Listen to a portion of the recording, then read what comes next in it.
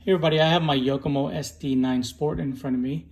This coming Saturday is race day at my local racetrack, and this whole week I'm going to be getting ready for it. So I'm going to at least try to get out there twice this week to practice. Hopefully I can get out there 3 times.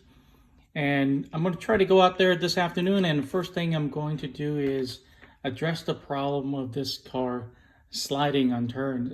It's oversteering, the rear is coming out, and it's harder to control. It looks cool, but it's harder to control. So I'm going to work on that today. I'm going to start by turning down the expo on the transmitter, and then also work with the battery position. I've been running it all the way in the rear. Going to put it in the middle or maybe even the front to balance it out. And then I'm going to adjust toe, camber, and even the droop. This car has droop screws. So that'll be today. And if that doesn't work, the second time I get out there, I'm going to work with the shock positions, also adjust the preloads, and maybe even change to rubber tires.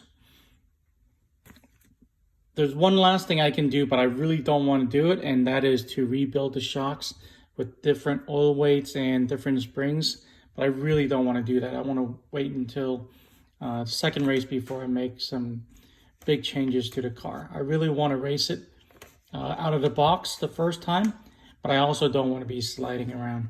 So that's it. I'm going to have more videos on my prep this week, and I'm definitely going to cover the race. So thanks for watching this video. I'll see you guys in the next one.